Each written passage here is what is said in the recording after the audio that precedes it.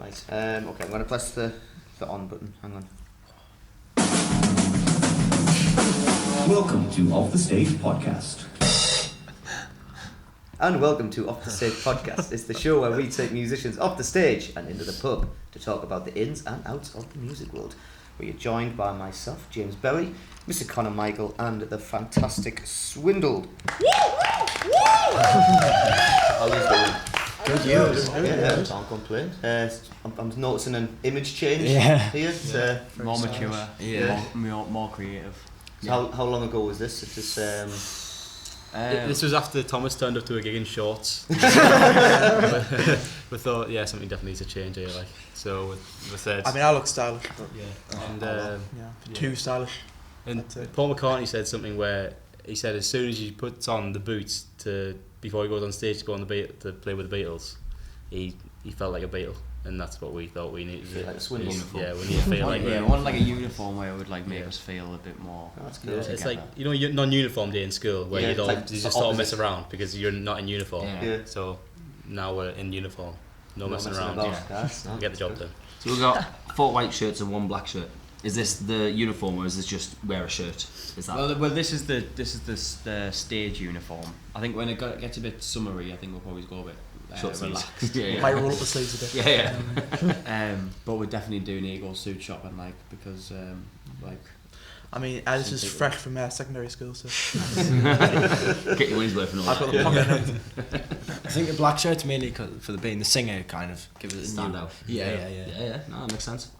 But just in case we have any new listeners, who are you? What do you do in the band? Start with me. I'm Alex and I play the guitar in the band. I'm Will and I also play the guitar in the band. I'm Johnny and I sing.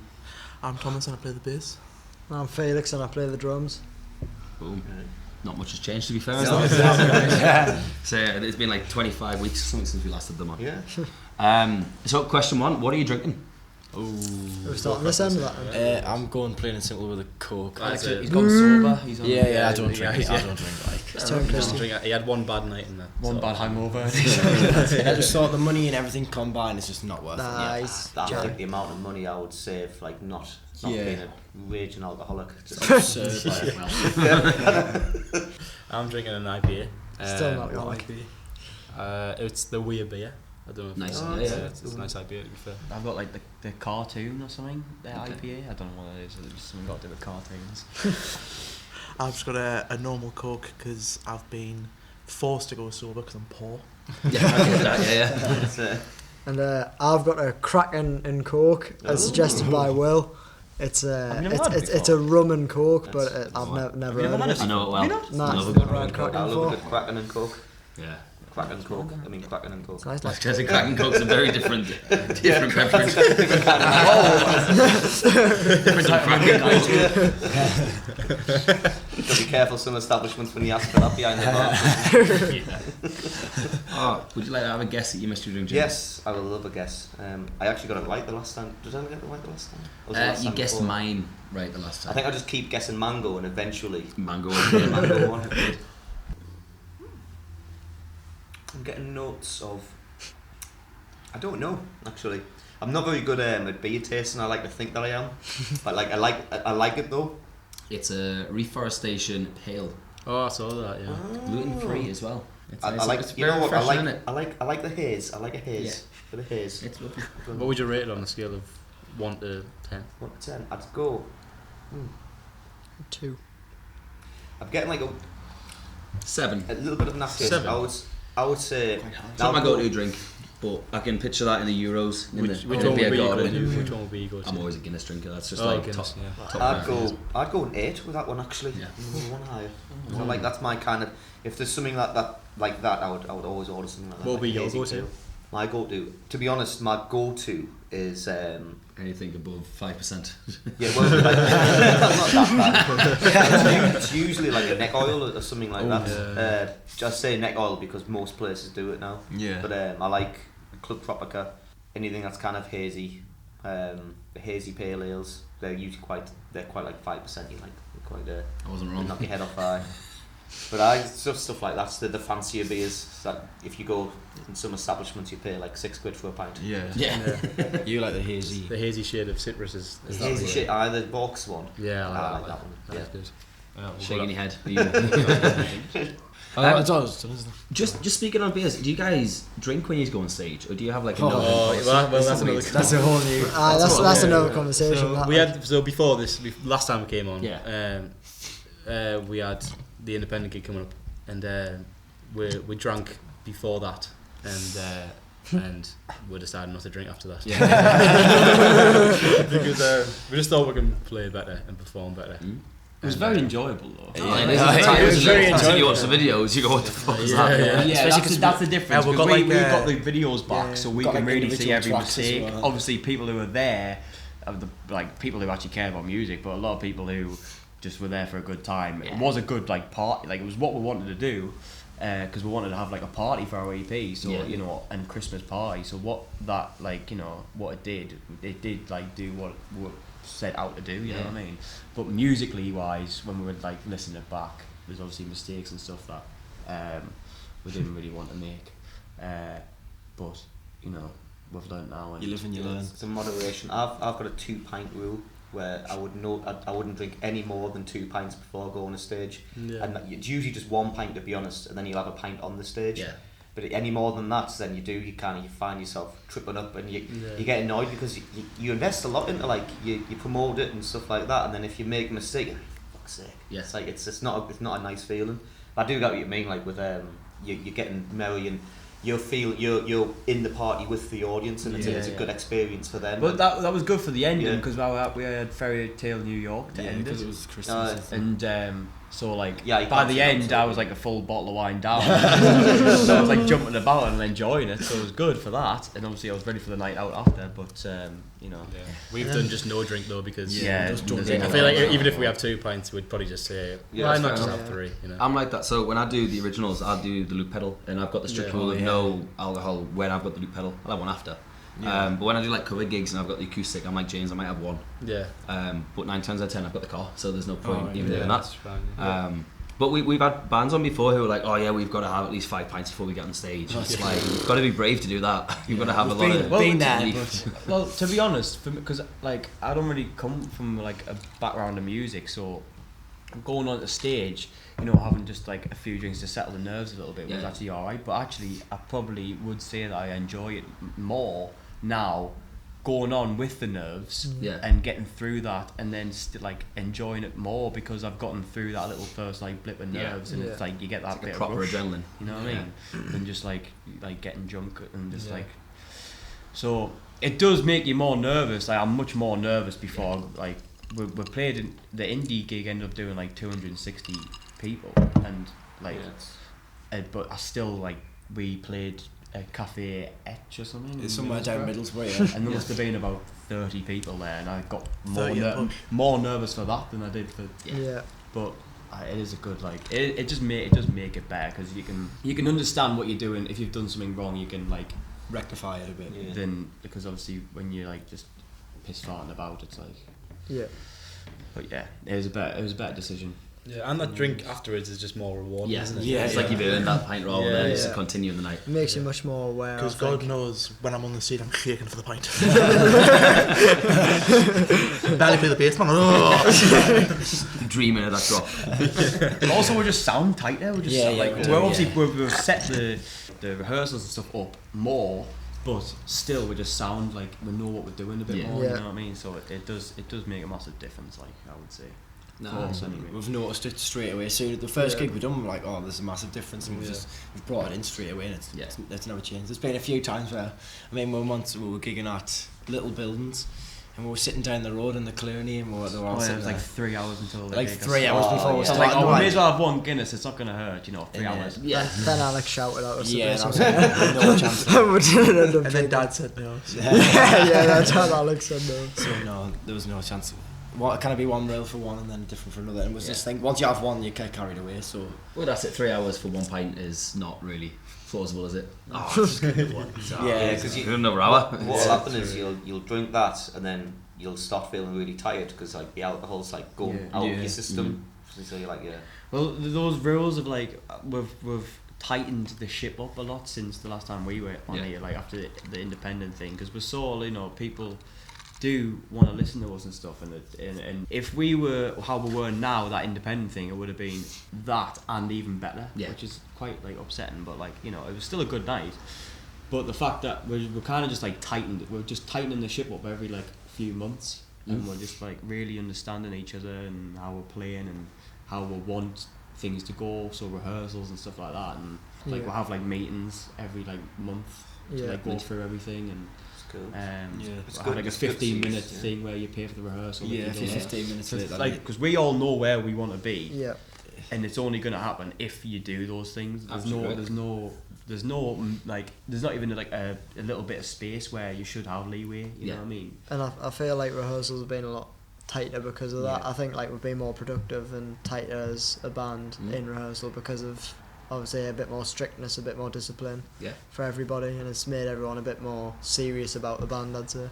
Oh, rightfully so. Like, that's respectable here as well. Yeah, it's really good to see, actually. It's one of them things where people like, you dress for the job you want, but you do, like you say, now you've changed it, you're going on professional on stage, you look in the part, and it's one of them, you can't be perfect until you've made the mistakes to get through them. Yeah, that's true. And like, I said to James, I did like a mini tour last year, and through that I was like, there's so many things I should have done differently, and now I'm changing them. I'm making a bigger, better show this year in one place rather than scattering it about 10, etc. That's what it is, isn't it? Like learning. It's like because that's why we chose these suits is like the image. So and what we felt like we were portrayed as before, like for the indie gig, was that Oasis laddie sort of culture, and that's. We're not really too sure if we want to go down that sort of road, and then so we sort of try to change things up and make things more suitable for the audience that we kind of want. You know, because crux of a band is like the image thing, where it's kind of like if you've got to try and explain to people who you are, then it doesn't work. You've got to like we're very visual people, so you've got to kind of tell people like we're smart, this is the kind of music we're playing. Like what it does help is that like even little places like that Cafe Etch or whatever, what's it called, Cafe Etch or something. Like when we're going there and it's like, you know, 20 people can fit in the room and we're like standing on stage with our like suits and shiny shoes and stuff on. Like even though it's like it's probably to like a normal person it's just stupid because like what you're doing, but it does just catch your eye instantly. You know what I mean? Like it's just like. When we were walking to the stage, I heard someone go, "Oh, this must be the band." Yeah, you know what I mean? It's like a presence. It does change a lot, and it's felt like since that indie gig, how big it was and like how good it was, it really got us. Like we had an indie gig in June last year, where we did our first headline, but it was like upstairs and stuff. And after that, we like dropped a little bit, where it was like we're in like that. Complacent. We didn't really know what to do and stuff like that. And what we learned was that we need to just like go straight back onto it after this one. And I think that we got a shock by it, by like just thinking about, you know, we've worked, you know, this hard, let's get the show to be perfect. And I think everything's just came at once, you know, we've rehearsed more, we've found the sound that we want now, which we didn't have before. It was kind of like childish, up in the air. Like it was like we'll do this bit of this.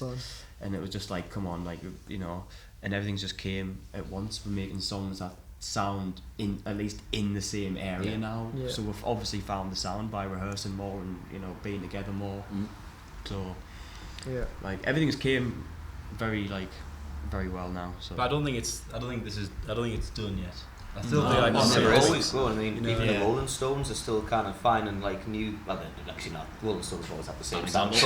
Really bad examples, but you find like musicians are always like adapting and changing things and just changing their image slightly, and just they'll make a new album and they'll reflect the image to reflect the new sound. I mean, just look at Arctic Monkeys as a but that's what we're saying. Like, it's fair enough after you've had a little bit of an identity to change it. But the fact everything was up in the air, like we're all wearing like different types of things, and like we're all just like we like different types of music, so it was all just like big up in the air type music, and it's just childish like indie, you know, all that. And we've really like made like a sound that we want to go down now. So it's like we really understand what we're trying to do instead of just coming with total different like ideas. Where it was kind of we spent the full of last year kind of finding our feet a bit. I mean, I'm not saying we've found everything, because we'll probably look back in the year and think, God, what we're doing in them suits or something. I don't know.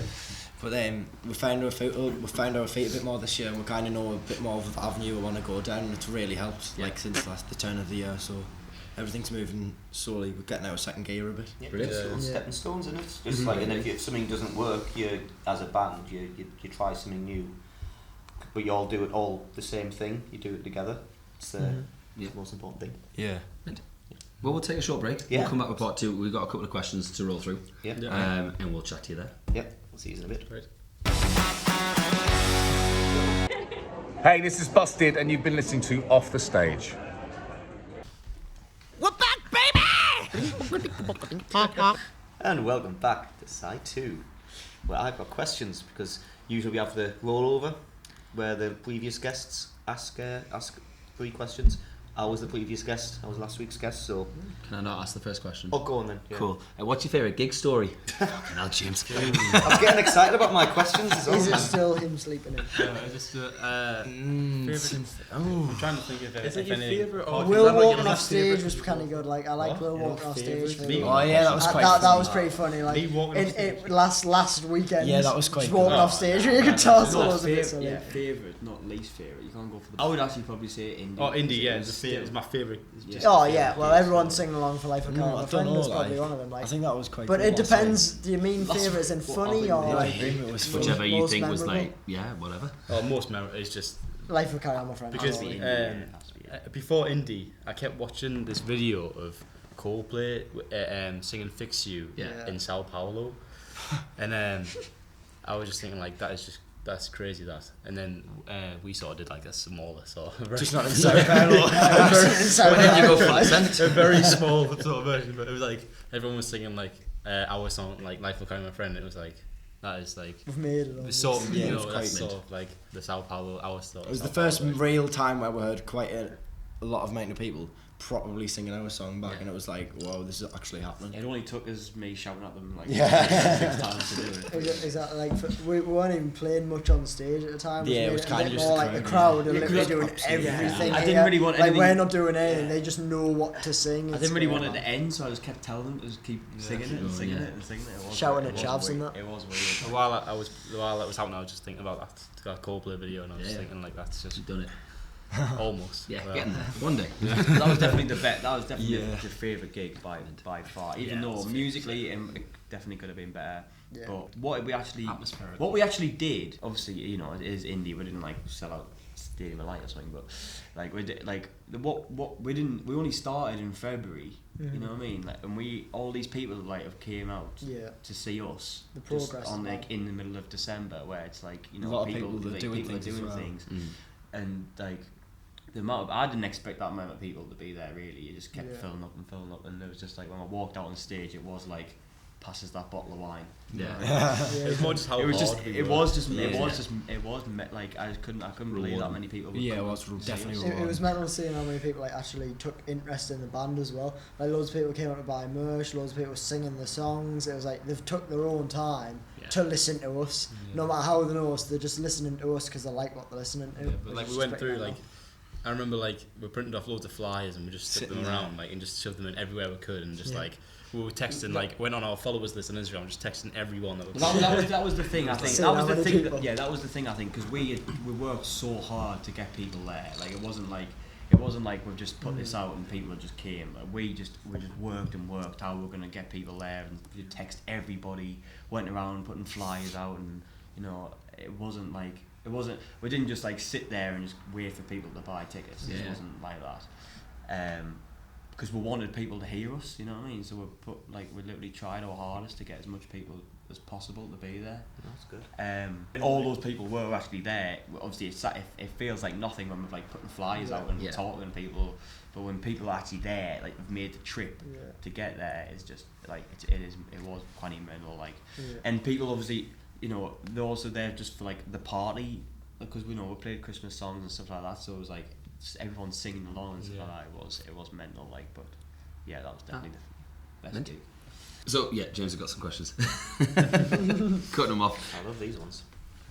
Would you like me to read them? Yeah, you can read them because it's kind of like you read them because you always read them anyway. So Okay. And it would be a bit silly if I've just literally told you've typed away and then. All right then. So you've got to picture this. You're in a time machine going in 1955, and you join a band at a local school prom. You get to wow a crowd with a song from the future. Which song do you choose? Go that in first. I don't know. Go on this end first.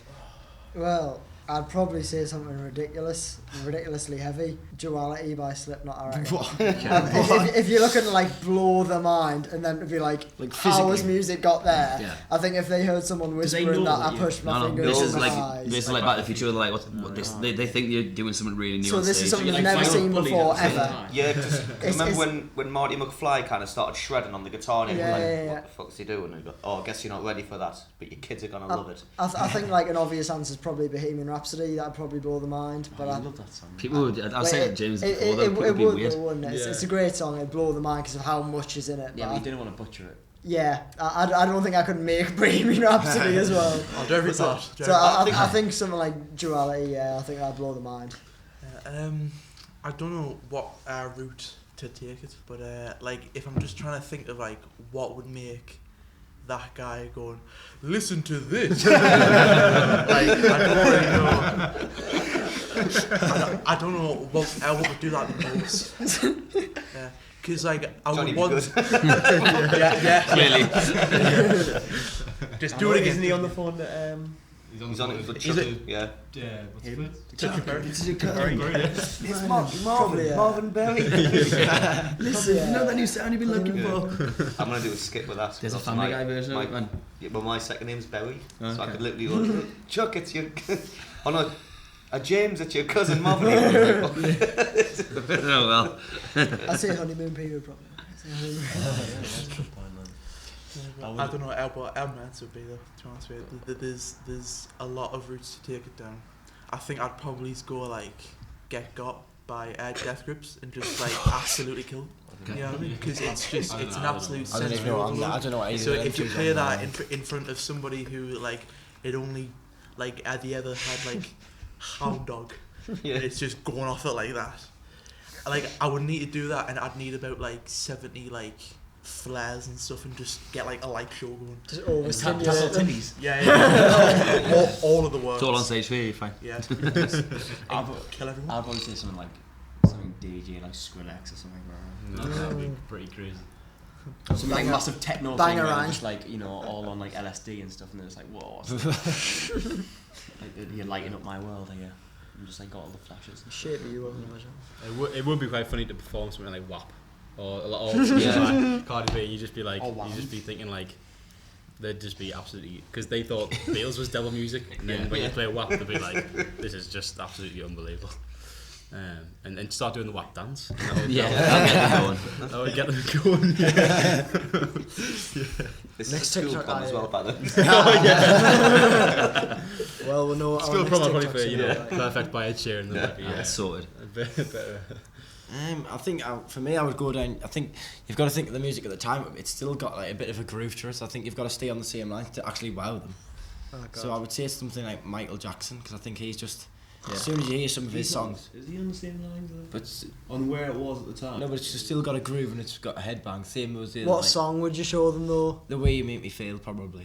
First of all, it's like most Michael Jackson songs, they get you moving, no matter how, whether you've heard it or not, they get you moving, and that's all people want at a prom. You'd get all the 50s people tapping their feet. Yeah, I would. Yeah. You know what I would choose actually? A curveball.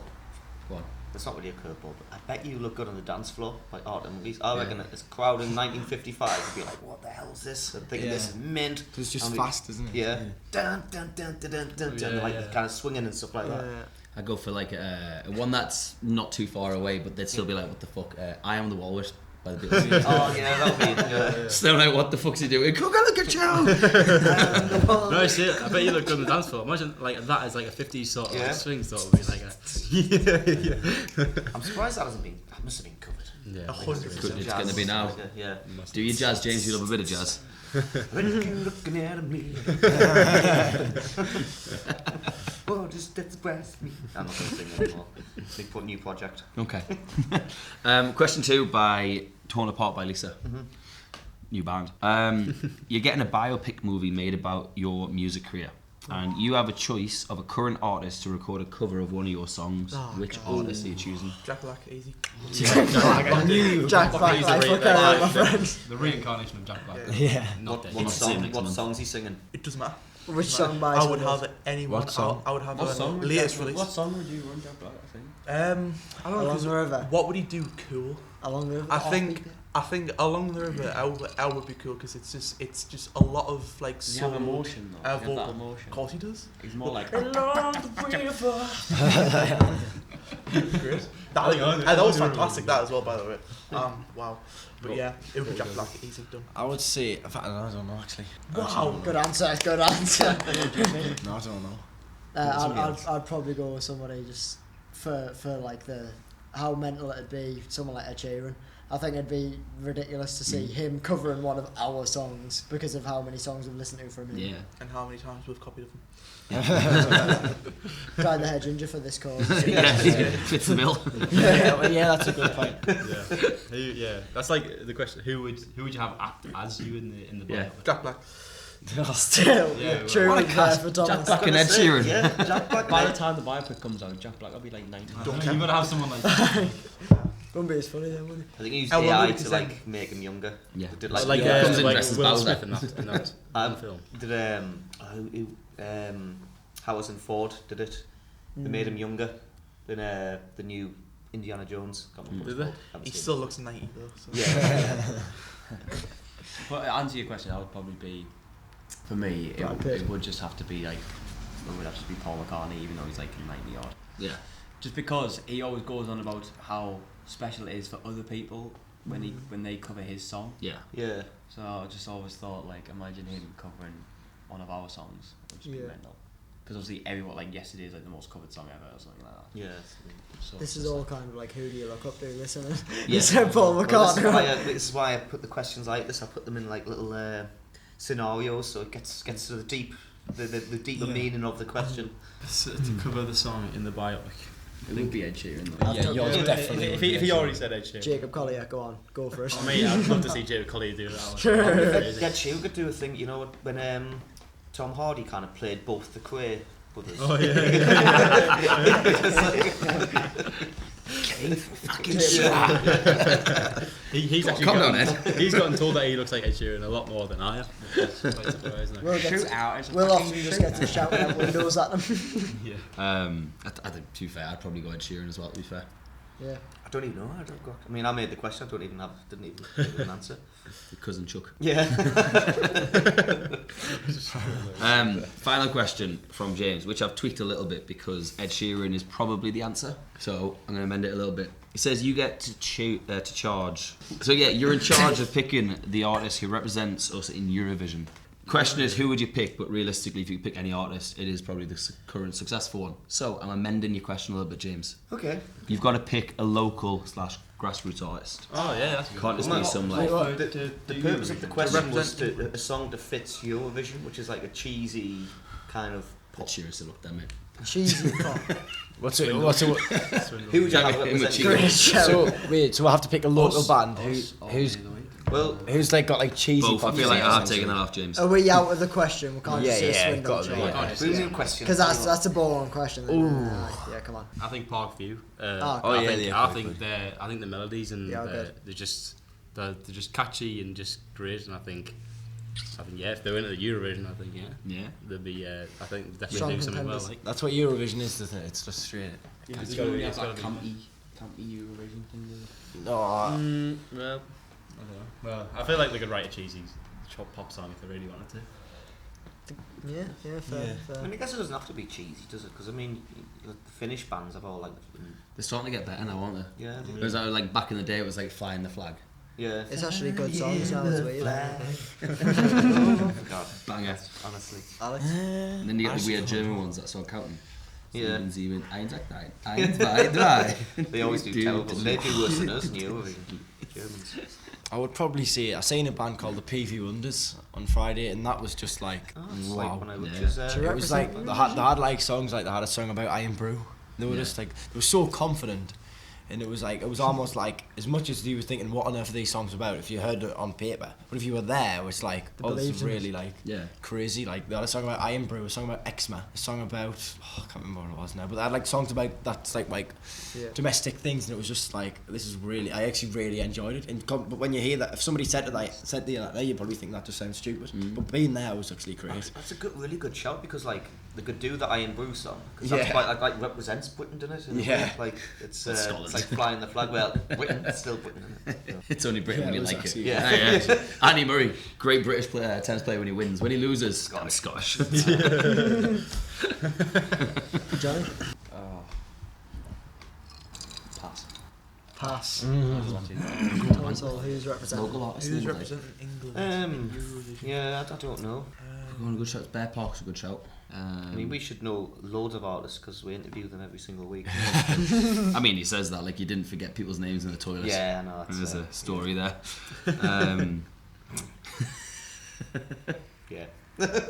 He went to a gig not long ago, and somebody was just looking at him in the toilets and was like, "Oh, James." He's like, "Oh, hi." He's like, "Oh, from such and such." He's like, "Oh." And it's like you interviewed us on the podcast. I was like, oh, I'm so It was sorry. on the podcast like, last week. I know, Happens anyway. all the time.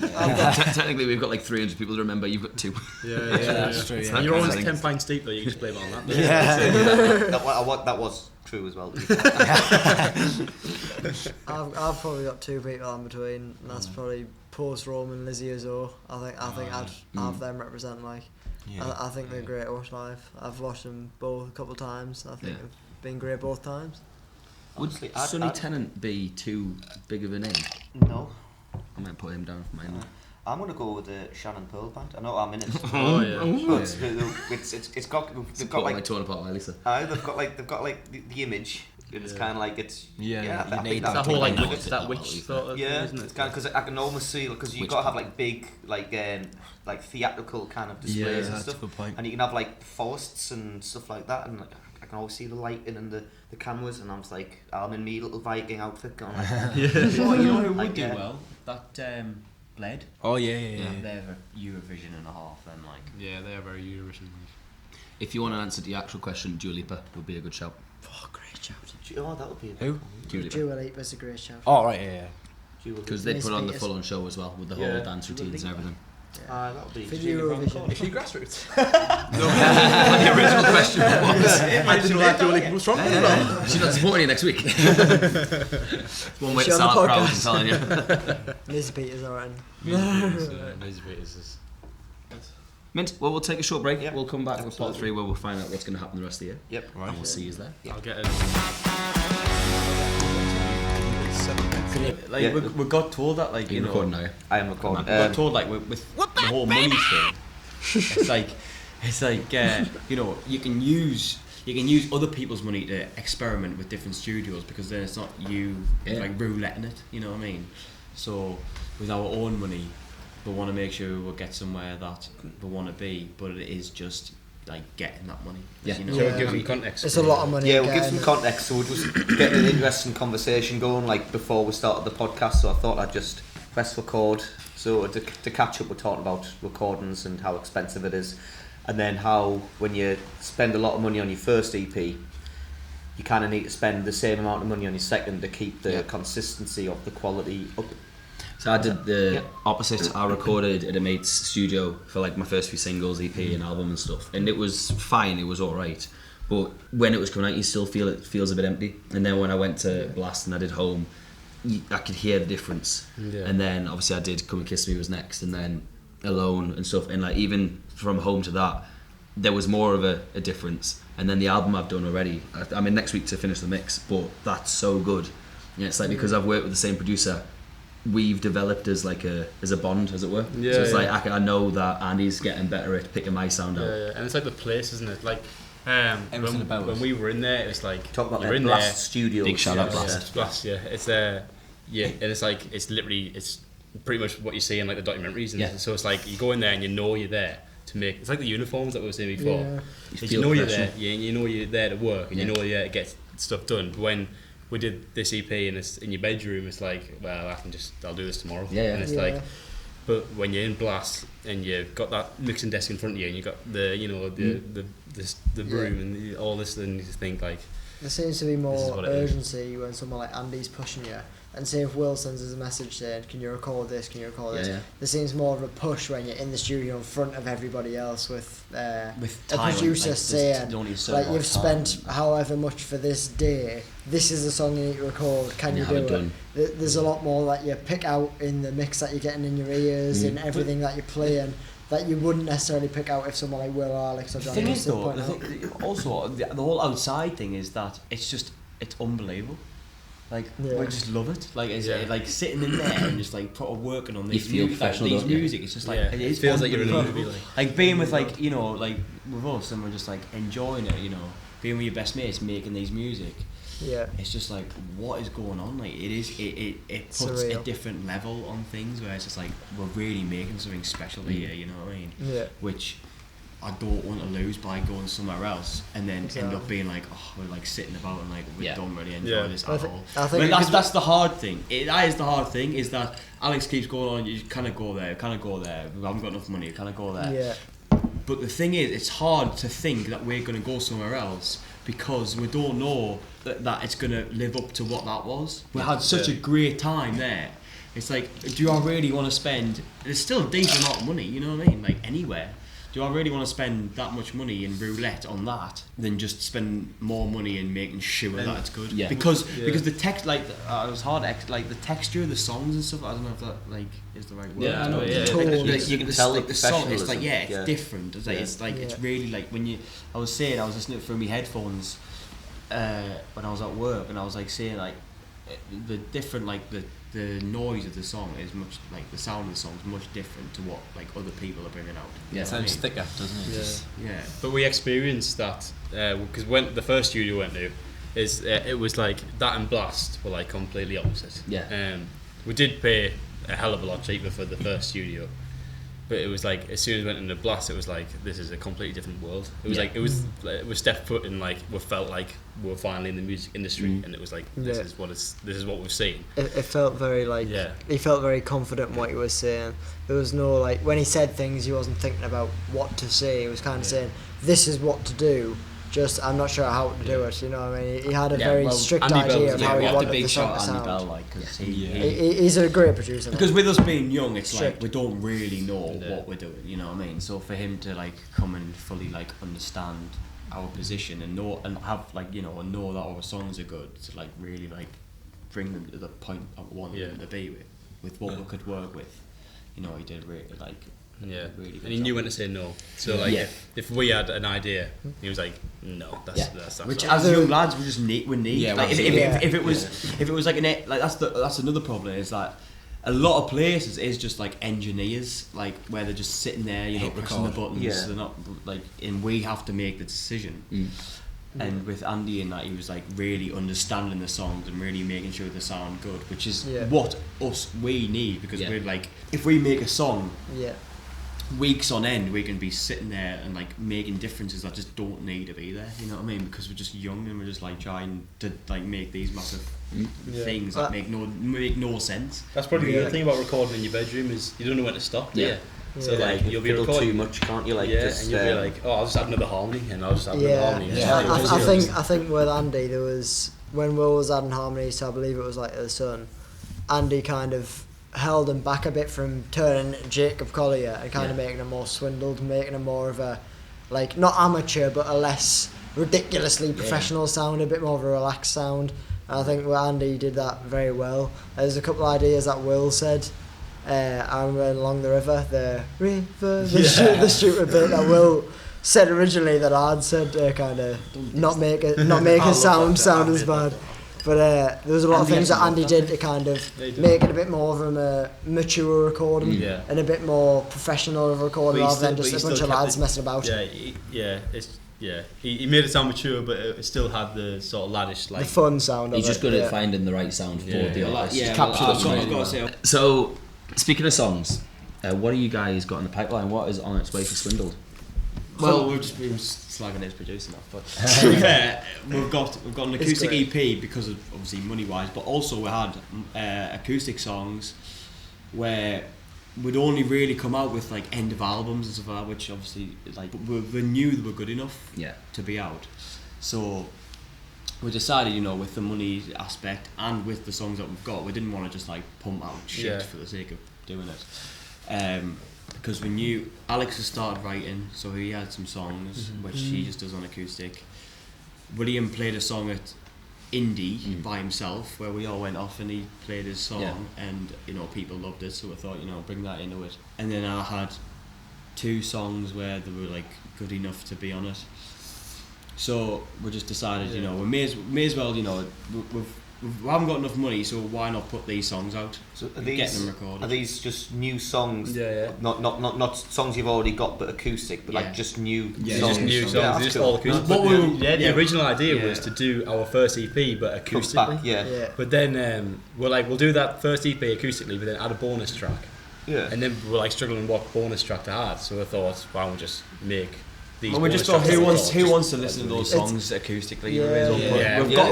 We've got enough good acoustic songs to just make more of an impact. It's almost like an EP, but like from home, one that we can make ourselves and say it's our product, rather than like Andy Bell's came in or whoever's came in. It's our product. We've all had a slight part in it, no matter what it is, including John Reid.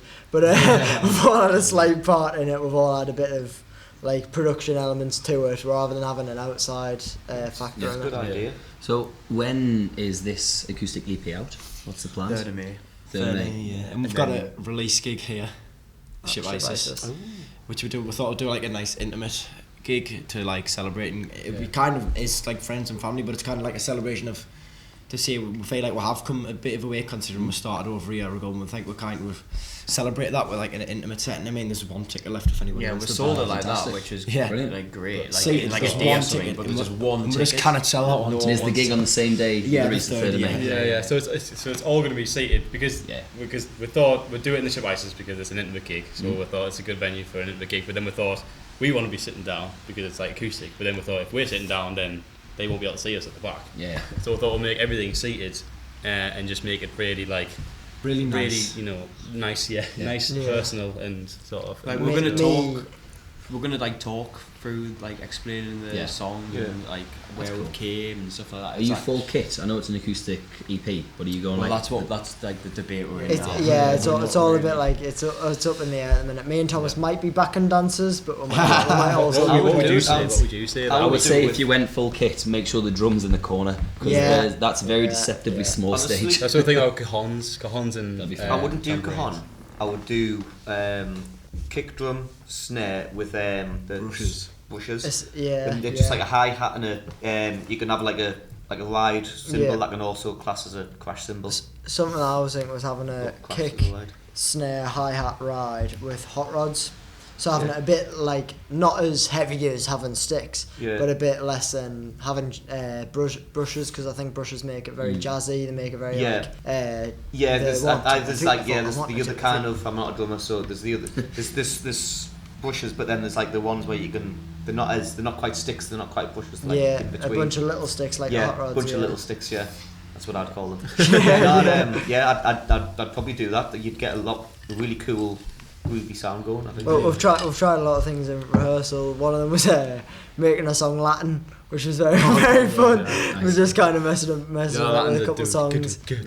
So having that sort of dancey feel was quite good. But I think I'd probably go for the hot rods if I was having a full kit. It was also like it was in our minds not to overdo it. Where it was like we did the indie gig, which was like great and it was like big and stuff like that. But we didn't want to like go straight in and go, oh well, again we're doing it, and then again we're doing it, and by the end everyone's just like bored. Yeah. So it's like our idea for this year was to go to Newcastle and gig as much as possible, but then come here and do little things just to like keep it like up to what we're doing. So we just thought, we've got the acoustic EP out, and it was also just nice to like think a bit more where we can like talk about how we started and stuff like that, and the songs and stuff, because we haven't really had a chance really to do that with people who are actually sitting there, make it a bit more relaxed and stuff. And then because obviously our like gigs and shows and stuff are big like energetic and stuff like that, so it's like a bit like an MTV Unplugged kind of thing. That's kind of idea. What we're basing off, like stage live. The podcast live or the festival that we did last year? Podcast live. Yeah. So I've had this idea where it's like you get tickets. It's the same thing what you was doing. We interview a band and then for like 5 minutes and then they'll sing a song and then you'll interview you kind of like that kind of thing, which is it's a good idea because again, like when you get to actually talk about your music, it's just a bit different like dimension. We went to that who's he called, Joe, the Kalabi guy. Well, I didn't. I think I started the pandemic. Yeah. I was proper COVID. Oh yeah, you were right. And it was about 2 months before the first thing kicked in the UK. But yeah, it was you went with Scott and Ashley in that. It was Colin Hay as well. Did a similar thing where essentially half the sets was half him talking and making jokes about his and he's just talking about his career, and then the other he'll sing a song and then he'll do like a good 5 minute monologue. It's really interesting to watch. Really interesting to see. Yeah. Yeah. Good idea. So, alongside obviously the EP out on the 3rd of May, is there anything else we can expect from Swindled? Well, gigs wise, we've got everyone seeing this would hopefully be listening to the single that will be out. Yeah. Well, Honeymoon Period. We've got a single out. Is out now. Yeah. So after this podcast, you can go listen to it. I think the single, the acoustic EP, which well, kind of that was our favourite song, so it was like we're trying to build the EP around it in a way. Yeah. And after the EP, we're looking to get more singles out. We've got like a summer song that'll be great for the summer that we can't wait to get out. That we think that it'll be great for like having in your car and. Well, it was the first. To be honest, it was one of the first. It was one of the first songs we were speaking about earlier about like finding our sound and stuff. Yeah. It was one of the first songs where it came from like because we've got a new rehearsal like room now where it's much more like open and stuff like that, where we can really sit down, proper think things through and stuff. Yeah. And it can't the song we wanted to come out for the summer. It was kind of like it was just instant. Yeah. And it was kind of just built up, like just randomly. Yeah. But it was like all five of us. It just started and it just built and built and built and built. It felt like there was a lot of different parts from a lot of different songs kind of mashed together to make this one single song. And me and Thomas have said it from when we started making it that I think it'll be our most popular song because it gets stuck in your head and it gets brought up in conversation. The title of it, you'll say it often, and you'll bring it up in conversation. It'll make you think of the song and just stuff like that. And I think, as I say, me and Thomas have said it from it'll be a very popular song. I'd like to say out of our discography. But I think it was definitely the first time where we're like, yeah, this is like the route we're going down now. It's like and after that, we've got another EP that we want to just get out as soon as we can. It's obviously just down to like financial. That's the thing, that everything is thought out. It is just money wise. If we could go into the studio tomorrow, we would. Like, everything is thought out. Everything. We know exactly what songs are going to come out. We know exactly for the next like 3-4 years. You know. Yeah. I've got the same plan in my notes. It's just like 2026. It sounds daft if you're like an outsider listening to it, but I think as well say having things thought out makes it a lot more artistic than just kind of single after single after single after single after catchy song after catchy song. Having it a bit more thought out and having it a bit more arty makes it a lot better, I'd say. 100%. And for people to follow you guys online, what's the social tags for Swindled?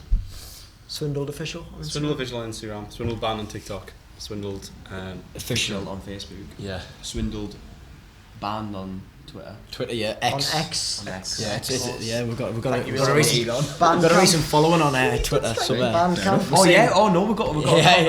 a big shout out. We've got a comment on Twitter, right? So we never really put stuff on Twitter, and only lately where we've really like thought things through. I've just started putting things back on again because I just thought, who uses Twitter anymore? Like it's kind of just gone to shit, hasn't it? Like, it does. Thank you, Elon. All it is just people just like pissing each other off. Yeah. So, but anyway, I started putting stuff back on, and I went on Twitter like a few months, not a few months ago, but a couple of weeks ago or something, and some guy put on somewhere where you never thought that I would find a new favourite band in Horsham home base. Yeah, it's like East Sussex or something. Shout out home I've base. played, and now I'm a big fan of Swindled or something like that. He went there, So we're like, he Shazammed it, and he's like, he there you Shazammed the go. song while he was doing his DIY shop. I don't know how we got on Home base, you owe us money. royalties. Well, We're I coming for you. tweeted them. I was like, "Well, surely we can get like a fire pit or something for summer instead of paying us." Well, they haven't answered it like it. But If we get sponsored by Homebase, that'd be great. You I'd start- say. start like a on the front of my kick drum, on the front of the music guitars. Home base on the kick drum. Homebase, buy your garden here. Change your name. We are home base. On my sticks, on my t-shirts. Well, home base, like commented on the tweet that he said. Oh yeah, like, I love that you enjoy our in-store songs. Or something like that. Oh, they take the credit, do they? Yeah. home base made. Oh man, so what song are you going to play for us? Honeymoon period. Yeah. Yeah, It's song gonna is- be Which is out now, dancing. actually. This was like a definite that had to be on the It's a great EP. song. So we kind of built the EP around this song, pretty much. This is like the star song of the EP, really, and it's probably Yeah. one of the best, if not the Well, best. yeah, it's a single. It's like the single that It's the we one think that you'll will want do to the listen to best. the EP after listening to it. I know, Blind Lover's Park's quite good. But there are other great songs But on the EP. that is the difference, because obviously us three have all got songs on it. Yeah. So it's given us a chance to like really build on the writing thing, because it was always just I write the words, he writes the guitar. And then Alex started writing songs, and we really liked this song that he had. But the words were just a bit shit. So, so I said I'll write the words to it, and then it's just like it builds from that, because I just thought it gives Alex some confidence to write, because you see the Beatles and stuff like that where it's like it's just John Lennon and Paul McCartney writing for so long, and then to make money, kind of like George Harrison's like, well, I'll write just to think. Ring was like, I've got a song about an octopus. You have to play my song about the octopus. I just think Right on the refrigerator. I just think we all needed a push in a way, you know what I mean? So it's just like for him to start writing some songs as well. Like we didn't want it to be just us two, and then they're just like playing our songs. We always just wanted it to be it's definitely a force. It's definitely something different, and like there's not many bands that you'll hear where you have multiple different singers and having Alex singing a full song just to himself, not on backing vocals, not anything like that, just fully to himself, is something that you'll rarely see. Like in the Art of Monkeys, you'd be very surprised if Matt Helders was singing a full song rather than Alex Turner. I mean, you can really And tell obviously the that's what difference. Alex is doing. Yeah. You really can. You can It's very like Bob Dylan. Yeah, as soon as you hear it, you do it does. I mean, we're kind of, as much as we were talking about how we want our sound as a band, we thought this is kind of like an anomaly, and we thought we'd really show our personality off in this individually. Well, also with an acoustic EP, you have to have Have a some kind of freshness to it. Yeah, you know what I mean? it's very because different, it can get boring if everyone's just talking about depressing stuff for the full EP.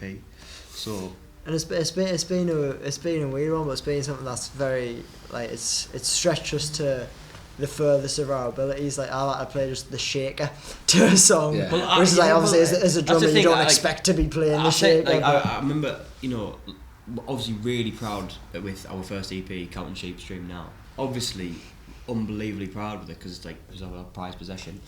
But this, obviously, it's not going to live up to what that was because it is just an acoustic EP. But the fact that it's homemade and we've worked on it just It's us, something special. and the It's fact our that like product. he's produced it, like we didn't want it to be just shit for the sake of being shit just to put stuff out. These are actually very good songs which any normal band would probably be really happy with. But we're not any normal band. Well, we'll take a listen to Honeymoon Period. Yeah, absolutely. Thank you very much, guys, for coming on. Cheers, it's been good. If you've enjoyed the podcast and you haven't followed us yet, we are at Off the Stage UK. Email us if you've got any songs that you want for Song of the Week submission. We really need some songs, so send them through. I've got a new song out called Alone. I've got tickets for the Clooney 2 on the 8th of June to release my new EP. James has changed his band name to Torn Apart by Lisa. Drop them a follow. And yeah, keep an eye out for the new stuff from Swindled, and you'll listen to their new tune right now. Thanks, guys. Alright.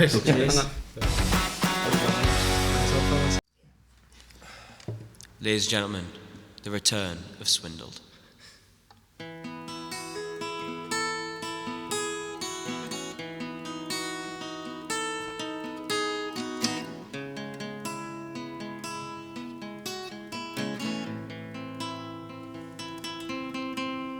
The moment was told where he filled the hole, where his heart left him to die, with pain to last a lifetime.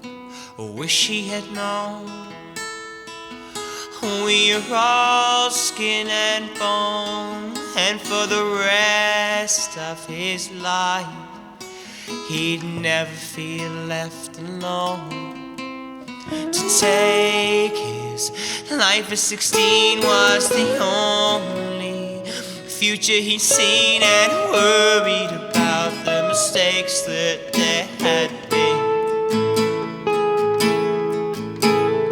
His body was fed to his mind as bait. I just wanna tell the kid to wait.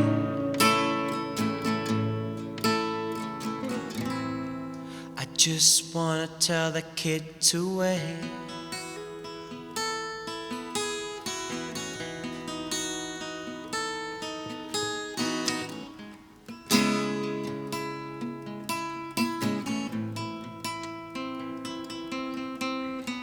Confidence lacked on his shell, an egomaniac. He knew there was no going back if he decided to do that. His brain was insane, no drug numbed the pain, just collapsed at his own home, until he had to wake up again to feel pain.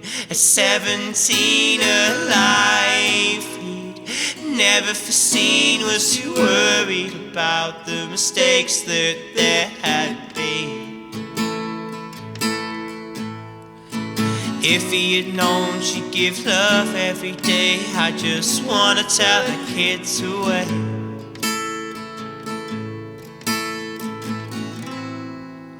Just wanna tell the kid to wait.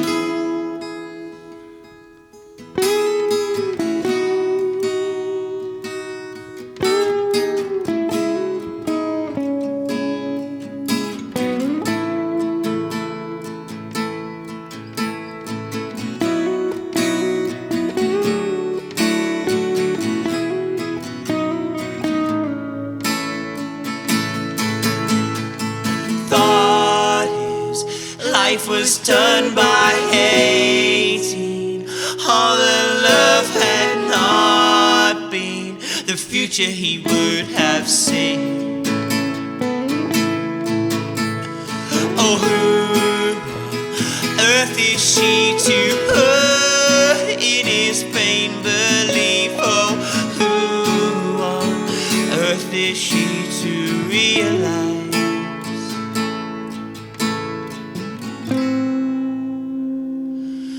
it was me?